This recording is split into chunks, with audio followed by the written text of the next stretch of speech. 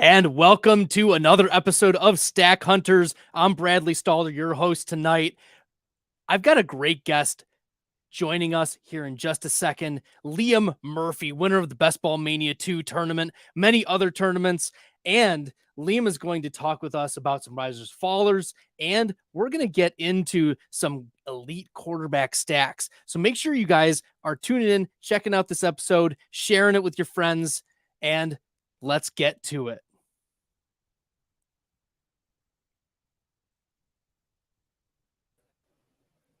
Liam, look at us.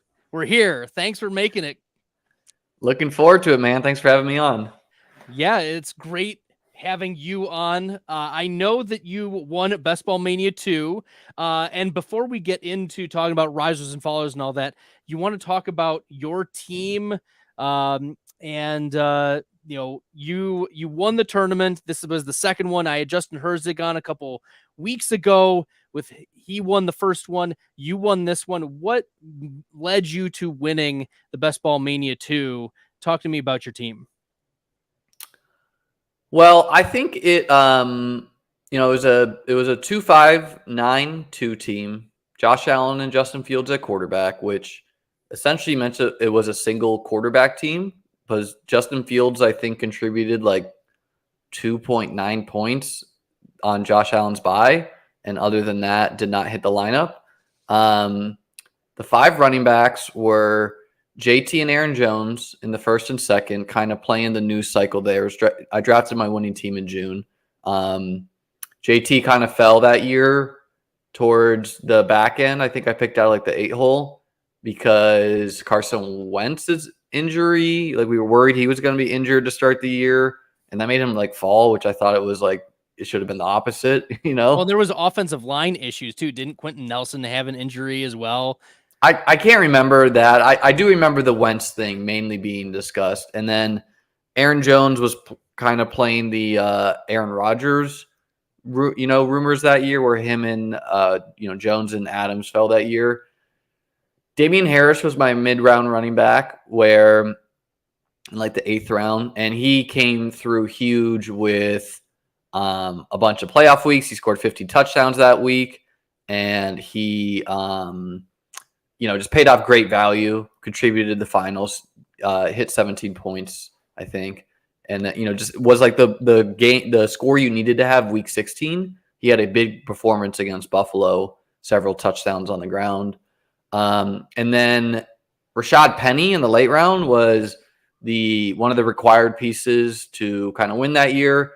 Him and Amon-Ra St. Brown, 2 late round picks that I hit on that they played each other week 17. So I was targeting week 17 game stacks before it was commonly discussed, and them going back and forth for 30 week 17 and really just coming on down the stretch were like key pieces. And Jeff Wilson was my 5th running back. And I drafted Jeff Wilson that year after he got injured, with the idea that people were no longer drafting him. It was still on a team where I wanted to target the running backs from. And I thought he would be like the lead running back when healthy. And I was like, all right, well, I can carry a Jeff Wilson for 4 weeks or whatever. Ended up being Elijah Mitchell, came out of the nowhere that year he's like a 6th round draft pick. He wasn't drafted that much, but Jeff Wilson did contribute points in the playoffs. Wasn't a reason I won anything, but adding in a low-end guy. And then at wide receiver, Jamar Chase was like the best, wide out on the team and a big part of the reason to advance. Other than that, the late round guys were really the hammers and Amon-Ra and Christian Kirk. And then, Amari Cooper did fine. Chase Claypool did fine. Cole Beasley didn't do much. Diami Brown didn't hit the lineup at all. MBS had a big week 15. Remember that this was a COVID year too. So just getting a full team was, any given week of the playoffs was hard, where like the Chargers and the Eagles smashed that year, but both of them had like COVID one year. And I believe that. And then Noah Fant and Mike Gesicki were the tight ends, mid-round picks, kind of expensive. They did whatever. They contributed like 100 points over the season, but Noah Fant in garbage time got that touchdown from Drew Lock against the Chargers, and that really cemented the victory. It was just like going to be hard for me to lose at that point, other than like a Nick Chubb 50 to 60 point game against the Steelers on Monday Night Football. Well, and I don't know if Nick Chubb could ever get to 50 or 60 points with his lack of pass catching out opportunity, but we might see a 50-point game out of Chubb this year if the Browns utilize him in the way that we hope. Liam, it's so exciting to talk about what's happened in the past. We're going to talk about what's happening right now as well. We've seen some shifts here in the best ball streets. One of the biggest risers over the past 2 weeks has been Saquon Barkley. Obviously, because of the signing, we had seen Barkley fall in the back end of the second into the third round. He was at the 21st overall pick at the ADP, but now he's been to 17. I've seen him go in the back end of the first round even. How are you approaching Barkley, given that he was being drafted a lot later for a decent portion of this offseason? I feel like I'm still drafting some of him. Like, I don't want to not have Barkley on my team, but at the same time, how much are you considering other people getting significant discounts on Saquon Barkley throughout this offseason? I don't think it's a big deal because, you're feeling good about those teams where you have Jefferson, Saquon, Chase, Saquon, which there are definitely teams out there like that. But at the same time, you were never competing with it's not like Saquon fell a full round, right? It's not like people got him a discount like that where he never fell to the 3-4. So if you pick him at the 1-2, you don't have to worry about teams having Amon-Ra, Chubb, Saquon. Maybe there's a team like that, but that's not a prevalent team out there. So you're still comparing your first, third, and fourth picks versus the guys who got him at 1-2. So I'm totally fine with Saquon still. He's not the most comfy guy, just getting up there in age and, kind of signs of slowing down a bit last year, but at the same time, still could be up and then the Giants added all these target competition, but it's a coach we want to bet on. It's so I'm still taking some Saquon there, but he's not a priority target for me at the 1-2. But he still could be RB1 on the year, right? We should never be shocked if Saquon does that. Yeah, sprinkling in some Saquon exposure should be the right move, I think, especially given that we've got this clarity. I agree with you. I think the Giants' offense is going to be better. They're really conservative last year, only 31 pass attempts per game. They've really run heavy. And if they include Saquon a little bit more in the passing game, he was already getting a decent target share. Even if the target share goes down because of Darren Waller's presence, I still think that the volume increase will offset that a little bit, or at least enough where we're not going to notice it. And maybe he'll get a little bit more goal line work as well. The next biggest riser is Justyn Ross, getting a lot of camp buzz, running with the ones on in some opportunities there, up almost 15%. He's now being drafted in most drafts, up from 215 to 183 overall. We'll talk more about the Chiefs pass catchers. Is Ross someone that you're just tossing in still at the end of drafts to stack with Mahomes? Or is he just another piece that I don't care? It's too late in the draft. Maybe he'll hit. What are your thoughts on Justyn Ross? Yeah, my feelings about Ross hasn't really changed since last year, where I thought, I thought the Chiefs signed him for a reason, let him, I think the clear goal was this guy's very talented. Let's let him heal a year and then let's see what happens. He's in potentially a really weak wide receiver room. I see those training camp videos and I do worry, his legs just look very thin. So I'm man, if he gets hit hard, is he going to get blown up? But I'm no Devonta Smith is skinny too, right? And he smashes. Right. I don't think his price has gotten too crazy, right? We shouldn't really care that people have 18th round Justyn Ross versus our 16th round. I wouldn't chase him too far, but I still think he could he could smash, right? Like I still think there's a lot of lack of clarity in the Chiefs wide receiver room personally. So he's a guy sprinkle in. I definitely think he's a priority target on Mahomes, but we should realize he is drawing live to be a total zero as well. Oh yeah, he could be a total zero. I drafted a bunch of him last year. And that just did not hit. But at the same time, I think it was the right process to take shots on the ambiguous Chiefs wide receivers and just see what hit. And I think the Chiefs are just waiting to see what hit, frankly, because they signed John Ross, who ended up retiring, Justyn Ross, Kadarius Toney they traded for. They draft Rashee Rice, Skyy Moore, like you name it. It could be any one. They signed Richie James, for crying out loud. We don't know who it's going to be. I don't know if the Chiefs know who it's going to be, but taking shots on Justyn Ross, I think is at least worth it. This was a player freshman year for Clemson, over 4 yards yards per route run. It was a phenomenal freshman year. He had 2 games over 100 receiving yards, one against, I think it was Bama, and one against Notre Dame, and it was crushing near the end, and unfortunately did suffer those injuries. So good on him getting some camp hype. We'll continue to sprinkle him in. I think that's the consensus. Yeah, and I'm comfortable taking zeros more than others. Like it's very in vogue to be like, oh, zeros are bad for your roster. But, like look at me winning BBM2. It's worth gambling on upside late in drafts. I hit on Sun God, right? I hit on Amon-Ra St. Brown. And I also took Diami Brown, a total zero, and it didn't matter, right? So you can, if you're gambling on some guys who have legitimate upside, right? Like we're not targeting an ambiguous Patriots pass catching room, right? Like that's not something I'm doing. But Justyn Ross with Mahomes on like we still don't know. Like Buzz has been good on Skyy Moore, but he was pretty bad last year, and probably profiles to be the slot anyways. And ask yourself what happens if Travis Kelce goes down, because the guy is 35, or 34 or something like that.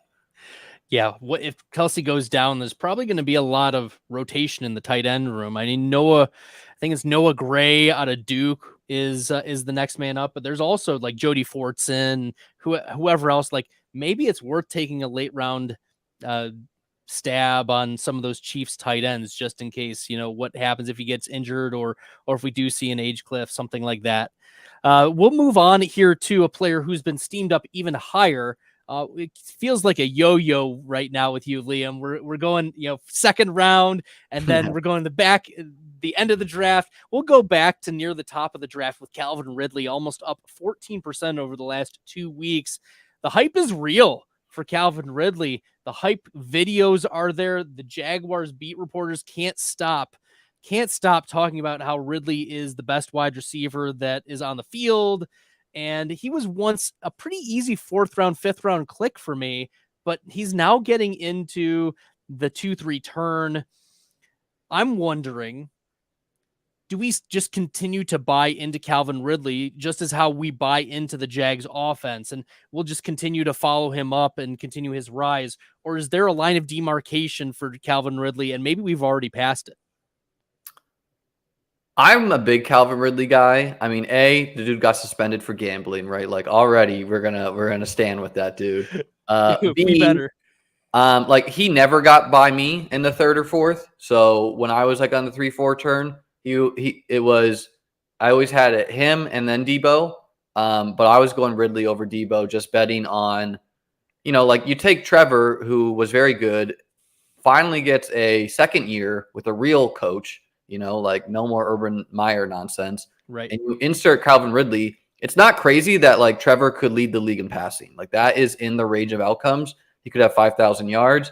Him at the 2-3, totally fine. I think he arguably should go ahead of these wide receiver 2s that we like. Like he arguably should go ahead of Devonta Smith, T. Higgins, maybe even Waddle. But I would not be into taking him at the 1-2 turn, because again, that's that he fell to he was at the 3-4 for a large portion of the draft cycle. Right. So a team or two where you're just taking on an extra whatever, Jerry Jeudy, whoever you're taking there is fine as far as like different player combos. But at the 2-3, it's totally fine because Trevor falls anyways. It lines up with Kirk's ADP. And, again, you're pairing him with like a Justin Jefferson, Jamar Chase, CMC, and other people. Like all my Ridley teams at the 3-4 are paired more with like Pollard, Amon-Ra, AJ Brown, Bijan, guys like that in that ADP range. Yeah, and Ridley, you mentioned he's a baller. A couple years ago, 1,500 yards, but heck, he was a player that 2 years ago we were drafting in the second round, even with a washed-up Matt Ryan. So, pair him with an elite Trevor Lawrence, who was top 4 last year in rate of top 5 weeks. We've already got a spike week quarterback king, and you pair him with a player who has historically commanded a 25% target share each of the last couple seasons he's been, playing. So I'm here for that. I'm here for the Ridley love. The Alabama Renaissance is in full swing here. We'll finish off the biggest risers with Javonte Williams, a pretty controversial player because he's been getting a lot of positive buzz as well out of camp. Some beat reporters are calling his return miraculous. Some of the Twitter doctors as well are pleased with his progress, but we've also seen historical production from running backs coming back from ACL tears, not produce. I think it's like an average of 15% decrease of production year over year. He's up almost 10%. How are you approaching Javonte Williams? Is this enough, or is he like the Josh Jacobs of last year where, yeah, he could be the league winner by the end of the season, and he's a piece on the Sean Payton offense that could really spark your team? And maybe this is also justification for a zero RB build, like a player who could be a zero RB type of player that we're discounting because of this injury. I'm still worried on Javonte. Like I personally, like my approach with him was I was not going to draft him at all and just kind of wait for the news. I will say every single bit of news has been extremely positive. So he's definitely drawing live to just like absolutely bury me and Josh Jacobs me. I'm not that whereas like Breece Hall is like a breakaway runner. It's not really Javonte, right? Like, I mean, I don't even know if we know what Javonte is. Like he had like 12 targets in a game with Russell before he got hurt. So like, if that's what Javonte is, sign me up. I'm pretty down on the Broncos as a team too. I think, Russ could be brutal. Now, maybe going from Russ to Stidham could be actually like a boon to the team. And so like, I could be like right, but wrong because the backup quarterback saves them, or Russ could be good again. So I don't know, like in an age where like running backs are struggling to get paid, it doesn't really make sense for Javonte either to rush himself back out there. Now, for something like Best Ball Mania or any of these playoff, tournaments, we know all the money's in the last couple weeks anyway. So if we knew Javonte was full go, he gets the Chargers, who historically have been like a bad run defense by design. So that, that's kind of like Joey Bosa can't stop, a squirrel, running well, it's like they want teams to run because that's honestly like the sharp move. You're going to fumble, you want good, like that's what their coach wants them to happen to them. But I still think there's talent on the Chargers defense. But yeah, I mean, I don't know. I'm not too in on him. If he like super rises, I'm out. But I still think there's other running backs in that range that also could be very good too. So it's like James Cook, guys like that, where it's like I see potential league winning upside in some of these guys too. So yeah, I don't know. How have you been approaching it? Because I feel like people are all over the map on Javonte. Some people are full go. Apparently he's going to like play in the preseason. I really want to see that closely. Like you can't really rush your body, even if you are ready. So right now I'm at nearly 0% exposure. My plan was to take some here from mid-August through the beginning and, just wait for news because I was completely out on Javonte. And this positive news at least has given me a reason to take a couple shares and to draft him a few times. But a line of demarcation for me right now at 80 overall, he's right behind DeAndre Swift, David Montgomery. I like those players and their upside significantly more than Javonte Williams. He's leapfrogged James Conner, Rashad White, Alvin Kamara, James Cook, Isaiah Pacheco, Dalvin Cook, because Cook has fallen. And I wonder if all of those players, or almost all of those players, are better picks than Javonte as well. And so I think if I'm leaning away from Javonte, this is where you take some Samaje Perine or some really like 18th round, or if you're in DK 20th round, Tyler Beatty or whoever else, we'll pay attention to the depth charts. But I think that's where we lean is if you're out on Javonte, you should be taking some sprinkles of the other running backs, because we've seen how effective running back has been for the Sean Payton offense for fantasy. It's just, if you are a believer in Javonte, I still don't see how he can get ahead of the Swifts and Dobbins at this point. I mean, we'll talk about Dobbins in a little bit, but I can't see it. Yeah, I just almost never draft Broncos in general. So like I'll do it on Chargers teams, but like this could be a evaluate and build for the future year.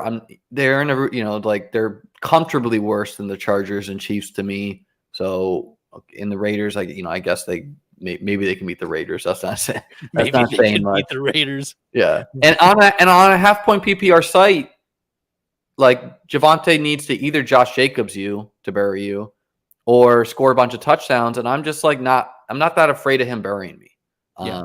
Like, could he be fine? Yes, but I don't want to take the risk for fine, because I don't know. He could play there. He could get one helmet to the knee, and all of a sudden it's like things are not right. Right. We will take a short break, and I want y'all to hear from Matt Kelly about our world famous draft kit. Hey, it's the Podfather of great news. The 2023 draft kit is live. It is world famous. Why? Because it is the best resource for winning fantasy football championships that exists. There are rankings and cheat sheets for every format you can imagine.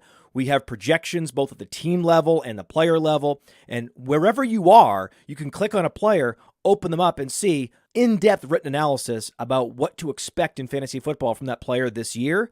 And then you can click on the team, and you can get even more in-depth analysis, all the drivers of fantasy production, both in a positive and negative direction for that team, including a signature trend. And the graphics are incredible. So these team insights, they give you the team level projections, the vacated targets, the vacated areas, and that one dynamic for each team that you need to know when making decisions on draft day. And we added a bunch of features. I mean, individual cheat sheets for Theo and Billy and Dario. So you could take your favorite analyst and download their personal draft cheat sheet. And then in the commissioners section, also brand new this year, Memphis Young lays out everything you need to know to manage a league, do's, don'ts, tips, and what the more innovative fantasy commissioners are doing this year. That's presented by Trophy Smack. The whole package is presented by the Fantasy Football Players Championship, the FFPC, Ray Garvin, Derek Brown, the best minds in the industry contributing analysis. It's certainly not the most inexpensive draft kit on the market, but it is the best. PlayerProfiler.com/draft kit. PlayerProfiler.com/draft kit. Go get it. That's right. Go get your draft kits today, everyone. Liam Murphy here with me tonight. We're going to be talking about some biggest fallers, and then we'll get into wide receivers and tight ends who come after their elite quarterbacks and how we're approaching those stacks. Biggest faller over the last 2 weeks, Liam, has been Jonathan Taylor. He's had a 32% drop in his ADP from 2 weeks ago, down from 17th overall to 23rd. I've seen him go mid-third round in some of the drafts I've been in this week. And there are two strikes against Taylor. He's been placed on the PUP due to the ankle surgery offseason and the contract holdout. We've also heard rumblings about Kareem Hunt canceling his workout to go possibly sign with the Indianapolis Colts. I think this is a buy the dip moment for Jonathan Taylor. You can create a super team if he comes on and is healthy, but are you approaching it as a situation where there is more risk as well? If you want to build a super team, like Jonathan Taylor could be it, but maybe there's more risk with the Anthony Richardson, the Colts being possibly bad this year. Like there's obvious downside, there's upside, but maybe there's also downside too. How are you approaching Jonathan Taylor's fall from the mid-second round? I was full fading him when he was at the 1-2. Was just very comfortable having 0%. Where I still think he's going to have some spike weeks in a healthy game, right? Like, Right. And they get to play the Raiders in week 17. So that, could be real good. Could he go for 50? Yes. But I was kind of viewing him as like an expensive Miles Sanders, where, pairing Anthony Richardson is a really big deal, where, Anthony Richardson could score 10 touchdowns on the ground, right? Like, this is literally the most athletic quarterback of all time. Right. So I got like 1 or 2 shares at the 2-3 to pair him with like a JJ or Chase. But I truly want that 3-4 dip, because I don't think, all like historically the players I'm out on and then they fall in ADP, like sometimes you don't want to buy the dip on them, like sometimes you're out on it for a reason. And so I do have some teams with him at the 3-4 where now I'm really taking leverage against those 1-2 turn JT teams, because I get them a full round after. But personally, like, I thought he was too expensive to begin. There's a lot of concern that he's not going to play. I'm concerned about that. Like, and when I do take him, I find that I build my team's pretty robust running back to kind of like carry him anyway. Like I draft like I basically did not take any player that round. And I'm just going to have extra firepower at running back if he comes back. But like, I'm that worried about it. Now, like in a low stakes one, I might not, but I'm in a lot of high stakes streets. And when I like autoed him one day at like the 2-3 and was like legitimately upset and like just like hit a bunch of running backs in the mid range. I did take him on purpose at the 3-4 turn, but like, him versus like Josh Jacobs versus Ramondre versus Breece Hall, it's not like his range of outcomes or even like ceiling or like high floors is that much better than those dudes anyways.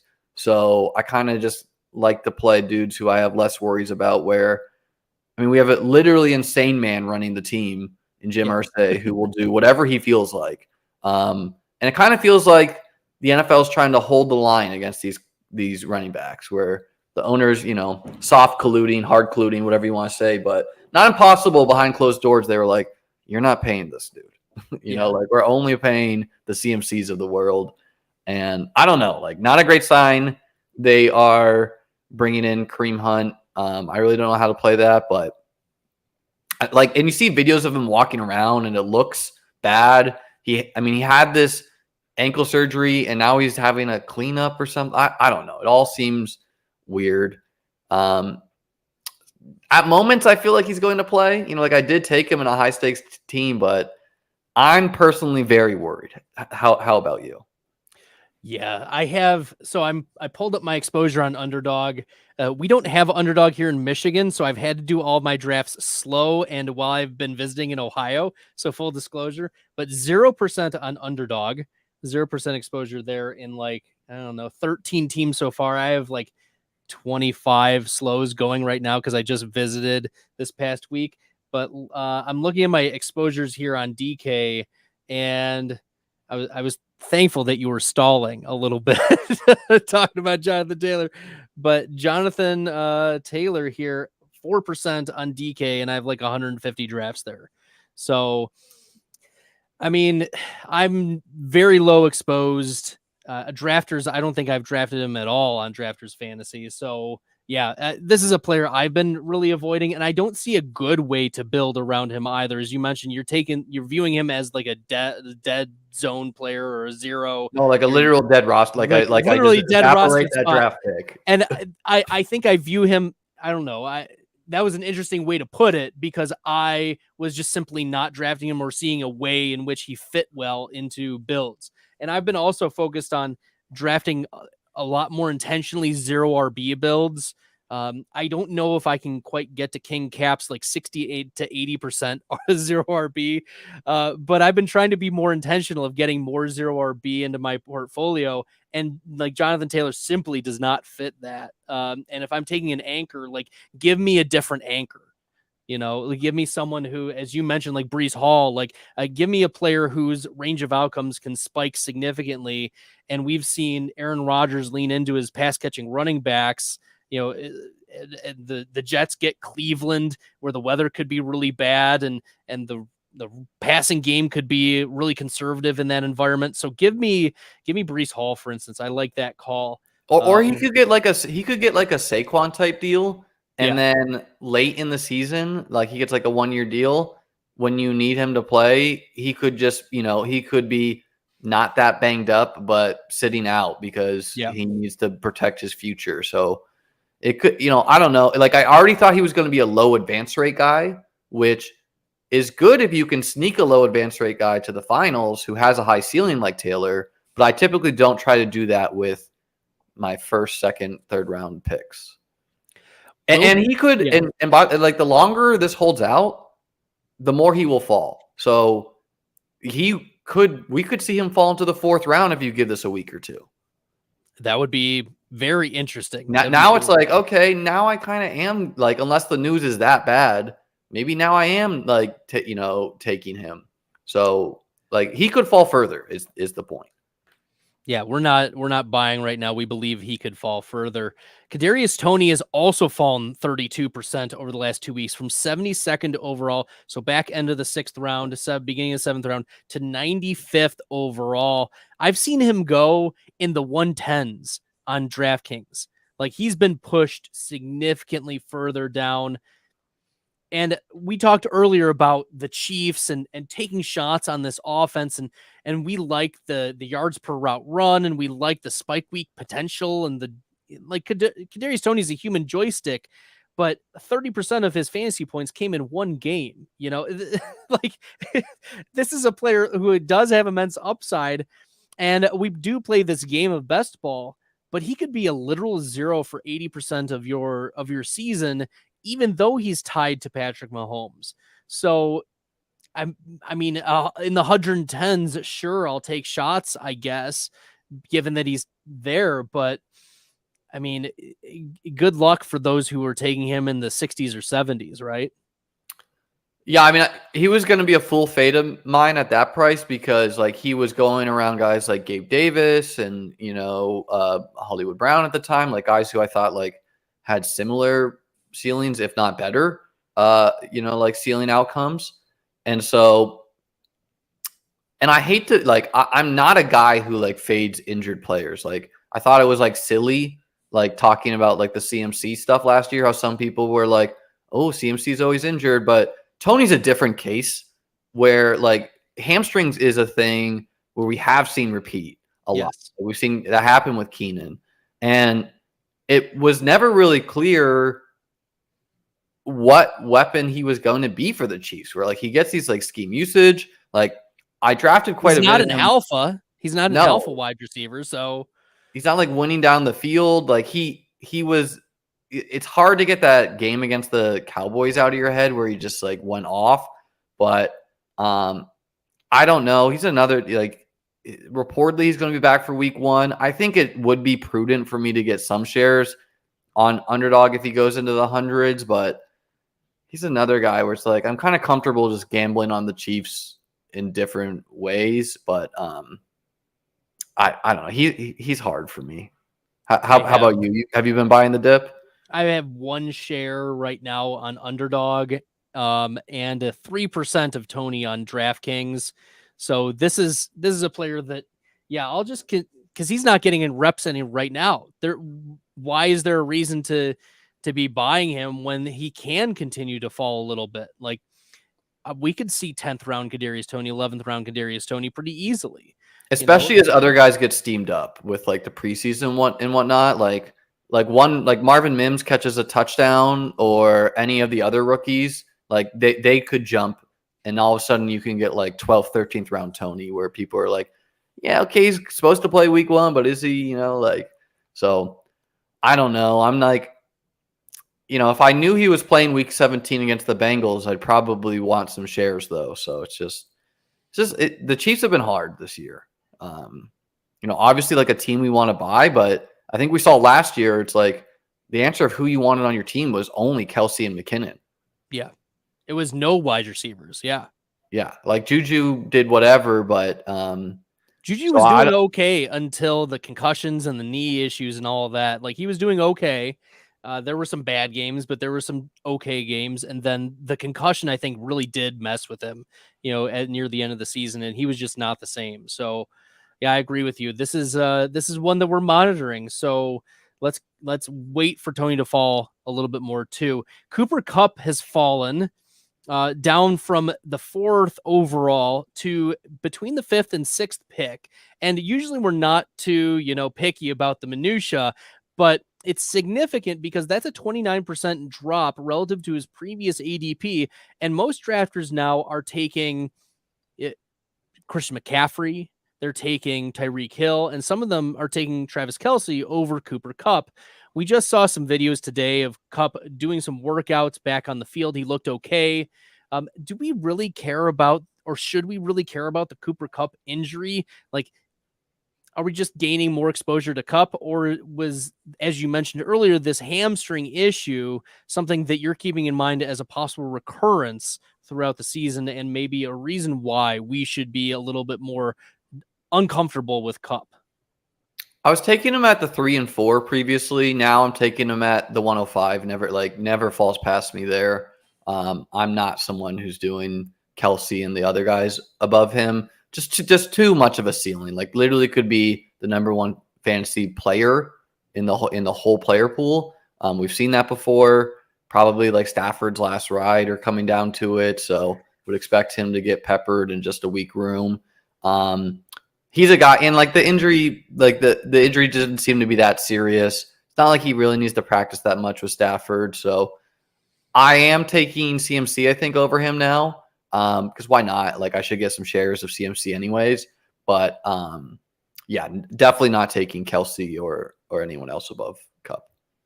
All right. Well, there we go. I agree with you that with how my builds are generally, it's been a lot of Jefferson, Chase, Kupp, and Hill, at the beginning of those drafts. So really focusing on those wide receivers. So my plan was to sprinkle in, as I mentioned earlier, a lot more of the running back exposure as we got closer to the season. So yeah, I agree with you. I'm not really worried about Kupp. If anything, let's continue to draft him at the 5 and 6 overall. So yeah, and I mean, and he falls to the 8, 9, even further sometimes. Right. Like a site like DraftKings where they add the out symbol, that will spook people who don't know what they're doing. All right. The last biggest faller was JK Dobbins. He's had the holdout. He's technically on the PUP. I guess it's the unofficial holdout. Reportedly in negotiations with the Baltimore Ravens regarding a contract. The owner at practice and stuff like that. I don't know how to read this necessarily. All I'm doing is buying JK Dobbins. This was a player who last year, coming off of a pretty massive injury, comparable to the Javonte injury, was number 3 in juke rate. He had one of the highest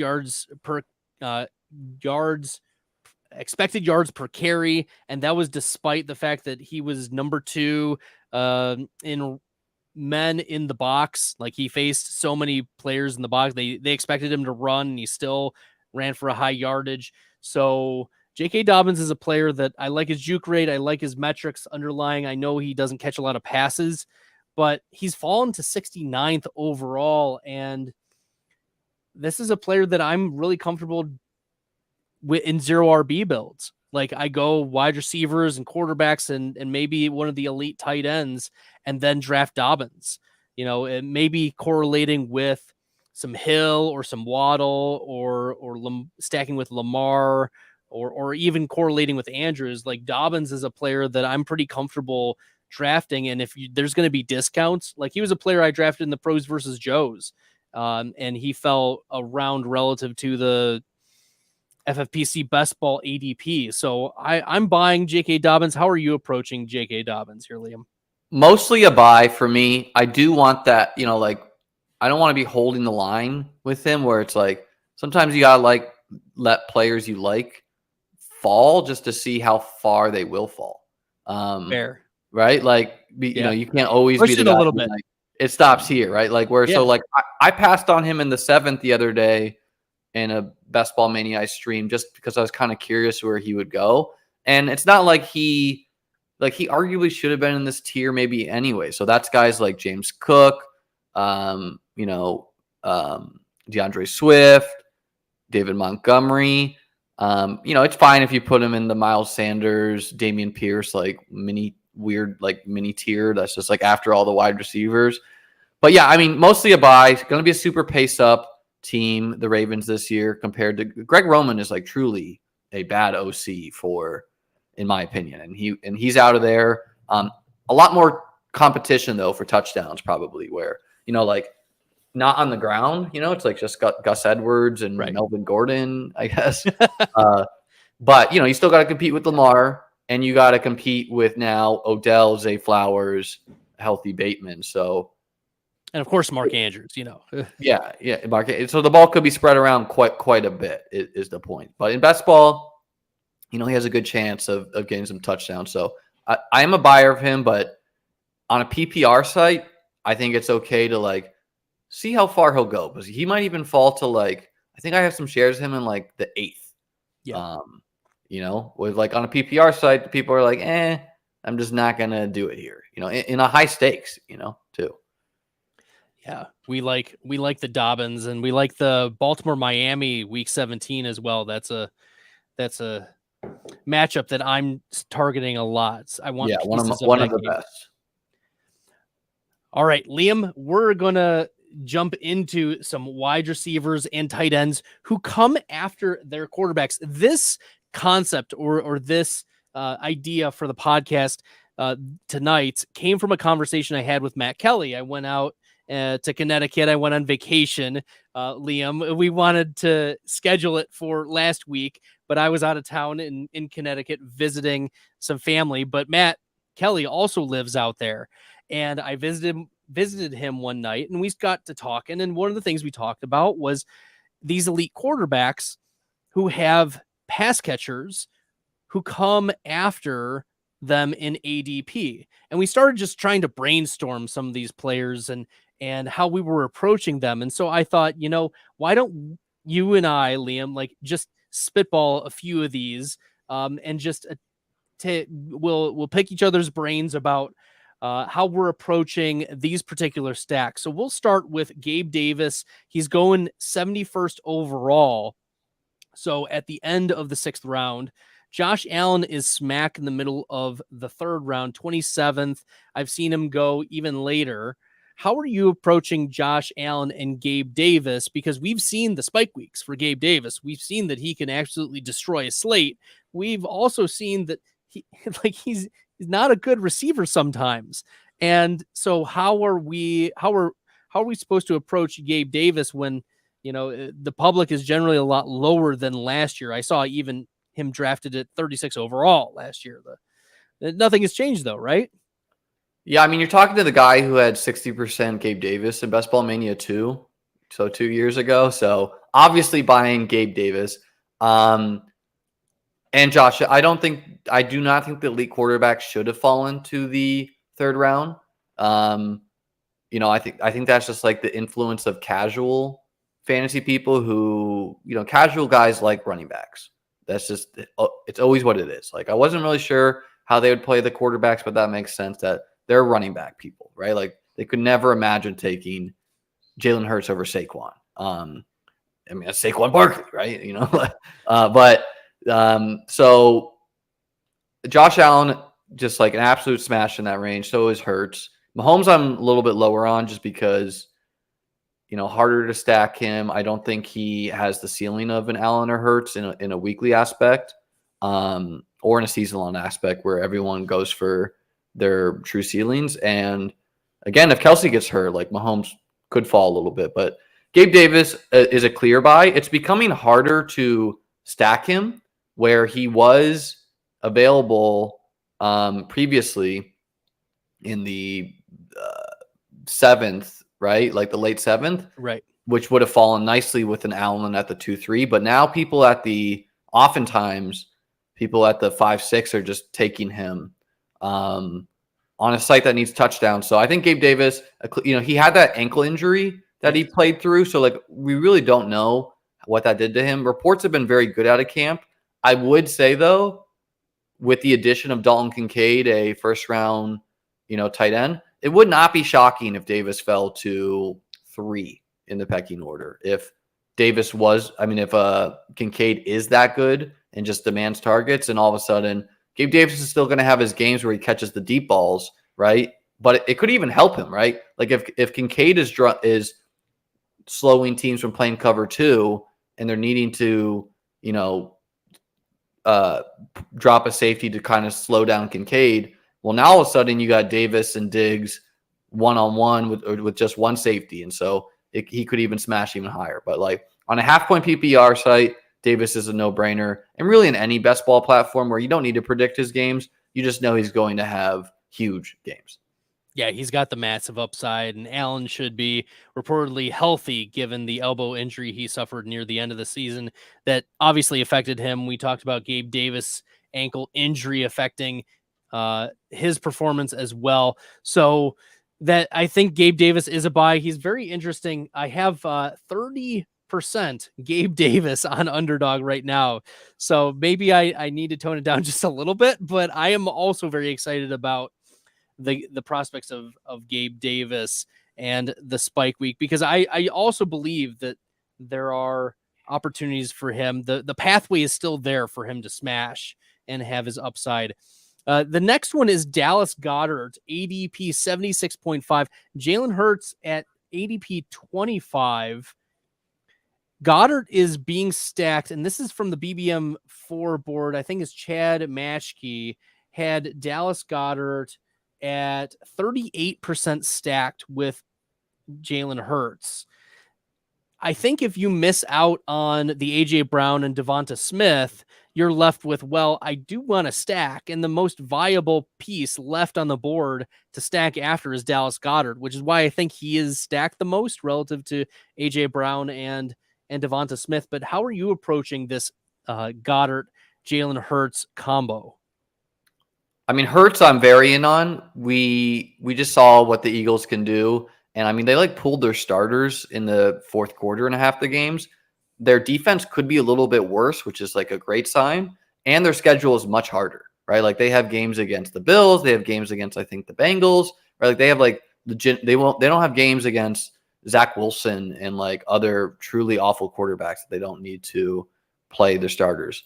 I do think Goedert's hard for me, where it's stacking your quarterback with a tight end is just always good. They're very correlated. So the weeks that your tight end scores a touchdown, your quarterback usually does well. On the other hand, I think he's just overpriced from a total points perspective, where I like Waller straight up over him, who goes after him.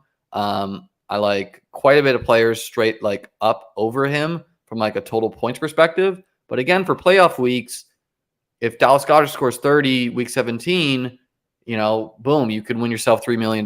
So right. I don't have that much Goedert at all. Therefore, I don't have a lot of Hurts Goedert. And Hurts is fine to me naked, right? We know the guy can run it in. He can also spread the ball around, and he's not being stacked that much just from how the ADPs fall. So it's totally fine to roll Hurts naked. And yeah, I don't know. It's I'm coming around to Goedert though, where on a tight end premium site or whatnot, I think it could be okay, but I still think he's pretty expensive. The wide receiver tier really falls apart soon after he's picked, which makes it hard for him, where I could see Waller being the engine of the offense of the Giants. That's not what Dallas Goedert's going to be, right? He's a clear third in the pecking order. Yeah, he could run touchdowns. The team could score just a lot more points in a more competitive season. And he probably has a solid contingent upside if A.J. Brown or Smith were to get hurt. So I don't know. He's not a comfortable fade, but he's a pretty low percent in my portfolio personally. Yeah, I only have one share of Goedert here on Underdog, and then I have 8% on on DraftKings, but usually that's from values. I mean, DraftKings, you can get players like 30 spots past ADP sometimes. It's delicious. It's delightful. But, another perspective we can take is that Goedert is the third pass catcher of that team being drafted, at 76th overall.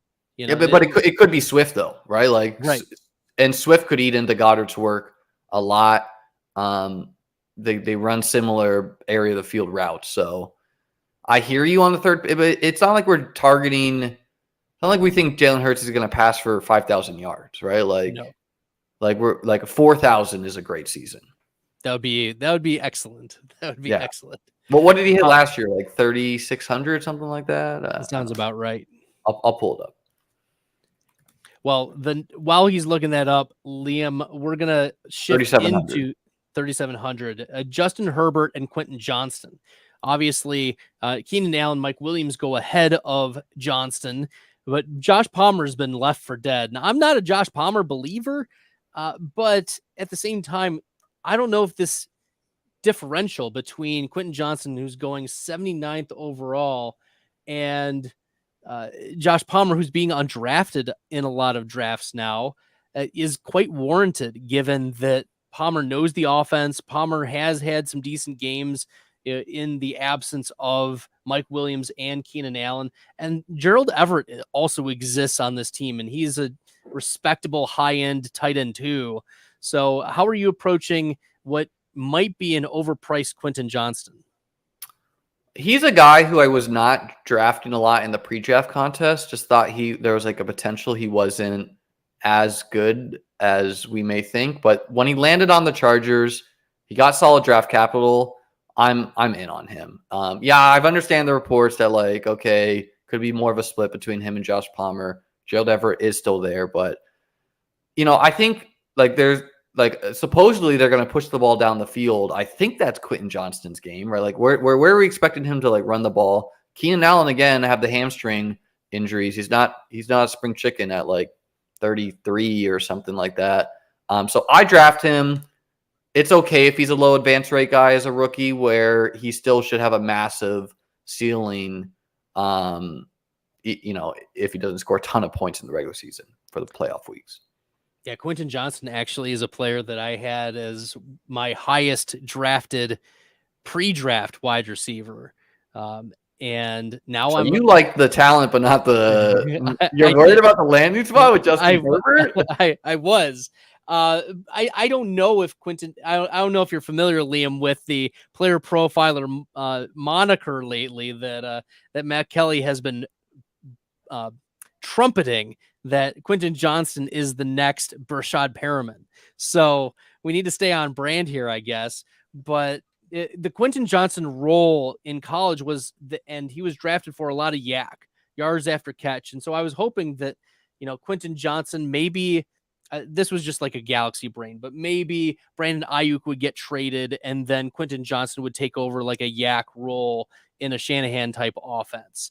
But there's also been reports that Keenan Allen is planning to play a lot more on the outside. He actually talked about that, as Joe Lombardi had been pigeonholing him in the slot, and now he's gotten a lot more work supposedly this preseason in working on the outside. So maybe Quentin Johnston works a little bit more in the slot, which could work for his yak. So maybe this is a player that I'll continue to listen for, but I liked his talent coming out. I thought he would get the first round draft capital, which is why I was drafting him a lot. But we'll see about Quentin Johnston. I'm not completely sold, but I'm not as Brashad Perriman as Matt Kelly is. I think he's got a lot of upside. I'm a pretty keep it simple stupid when I target my pass catchers, where it's I want pass catchers on the Chargers. He is the future. He's a first-round pick. He's going to be right.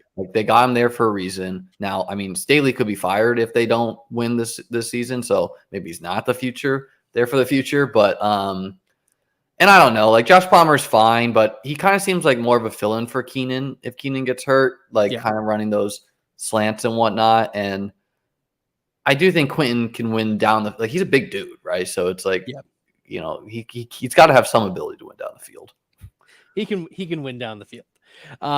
Players that I'm interested as well, first round wide receivers will shift into Zay Flowers and former first round pick Rashad Bateman. They're getting drafted within, about a round of each other. Lamar's going at the end of the third round. Sometimes he's going at the beginning of the third round if the 2-3 guy wants the Mark Andrews, Lamar Jackson. But I've seen Lamar Jackson, Mark Andrews go at the 3-4 turn sometimes.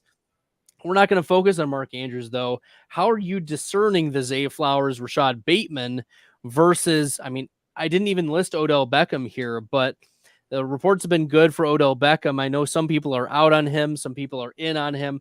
I'm just betting on Zay Flowers looks like a dog. Like Zay Flowers looks the part, but is the pass volume going to be there to maintain even Andrews and one other pass catcher consistently?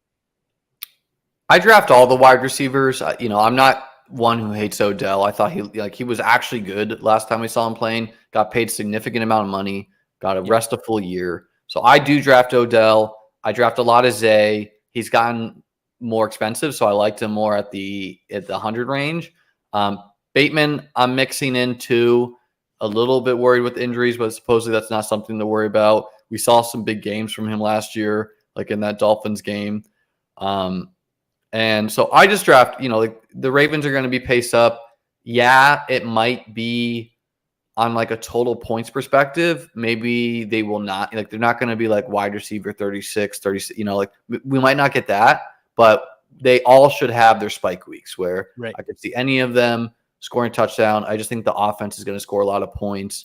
Again, getting Greg Roman out there and upgrading to who's the OC again? Monken. Yeah, people love him, and he's pace up dude. So, and it could be great for Lamar. We're just spreading out the defense with these three wides, and so I'm just in on all the Ravens.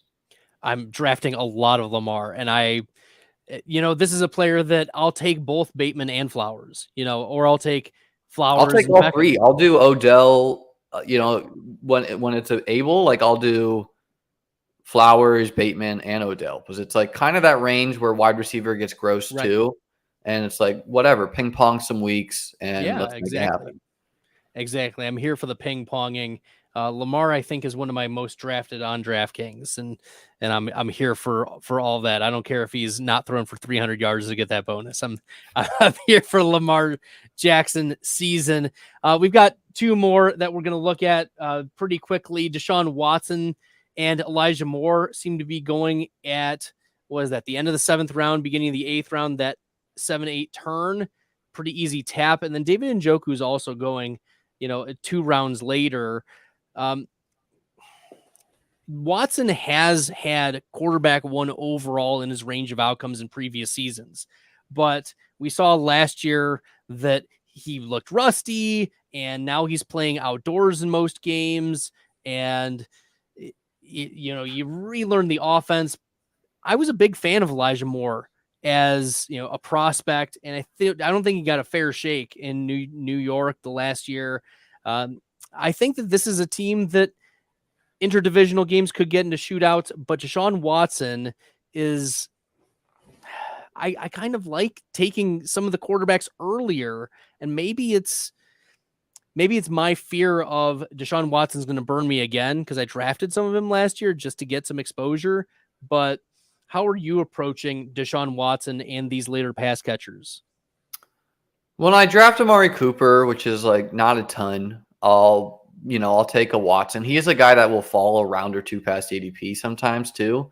I'm not that afraid. It's not a guy I want to root for. I'm not that afraid of him burying me. I draft a lot more Donovan People-Jones. It's just kind of a way of playing the team without taking him, where it's DPJ can just catch an 80-yard bomb any game.